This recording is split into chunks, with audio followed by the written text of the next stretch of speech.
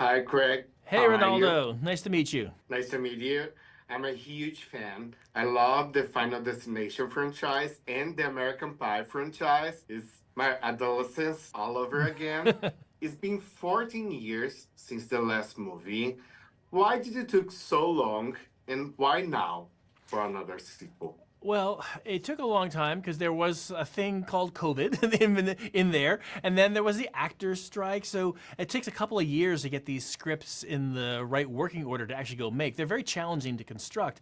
So we really only took about a 6 or 7 year break from the release of the first one until we started trying to do another one. It just time and the exigencies of making a movie. It's a very hard thing to do. But I'm actually glad that we had the time off because it allowed us to really think about what we wanted to do with the franchise. And I think that Final Destination Bloodlines is the culmination of all of that work and all of that thought, which is why I hope it works as well for you as it did for us. And what makes Bloodlines different from the other sequels? Final Destination Bloodlines is different from the other sequels because it centers on a family. That is a unique spin on the entire thing emotionally, because now you have people you actually care about and they have real human connections between them. They're not a bunch of strangers. They have a bond that is being broken by death as the movie works forward. And another thing that I think distinguishes Final Destination Bloodlines is that it starts in the past. And then it comes to the present, which is a new way into the formula. And I think it allows for an expansion of what can happen, and it really allows for a mystery for Stephanie to sort of dig into as the movie progresses once we realize it's taking place in the present day. There's so many Easter eggs and nods to the franchise. What are your favorites? Oh my goodness. There are some that, for example, if people take a very close look at the license plate on the red Impala at the beginning, it says Flight 180.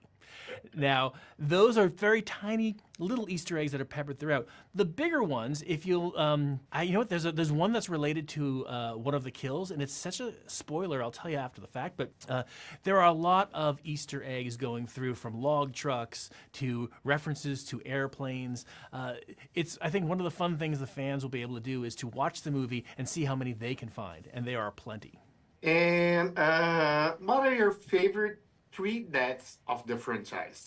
My favorite three deaths, for me, I really love the tattoo parlor in Final Destination Bloodlines. I think it's sort of like the penultimate, it's like the perfect Final Destination sequence. It's one person in a room with death and things go haywire, and it's very physical, and it's both funny but cringy and nerve-wracking. It's sort of the synthesis of everything that makes Final Destination work.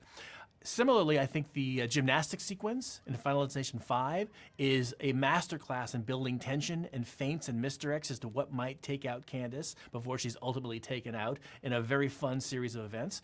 And then if you really go back, I think also Todd in the first one, when he's in the bathroom and we see the water snaking its way across the floor, and you really get a sense from that sequence that it's a sentient force making and manipulating all of the elements around him to coordinate his demise. And what's your favorite character from the entire franchise? Good God, from the whole franchise? I mean, look, I love everybody in all the movies for a variety of reasons, but because it's so close, I really love Eric, played by Richard Harmon in Final Destination Bloodlines. I think that he is such an interesting character because you think he's kind of a jerk, he's sort of glib, he kind of snarky, he pokes fun, but then there are a couple of moments in the latter part of the movie where you realize he's actually a real person with a real love and care for his family. And it dimensionalizes him in such a way, because Richard's such a good actor, I think that he really brings those two sides together and it becomes a real person. So I really love Eric.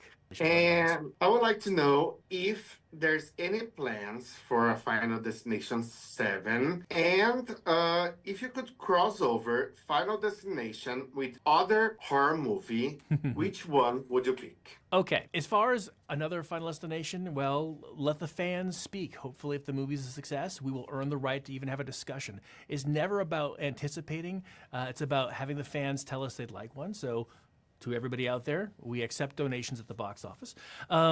As far as like mixing the two together, I actually would like to see Jason from the Friday the 13th movies in Final Destination, because he seems unkillable, right? He seems like an unspeakable force of nature himself, but now we have the ultimate force of nature with his death itself. I think that would be a match for the ages. Final Destination on Friday 13th. It would be amazing. Yes.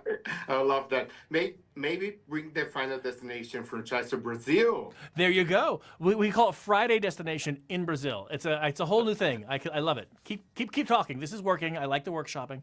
Thank you very much. Thank you I very love the much. franchise and I love the movie. Thank Appreciate you. it. Loucura.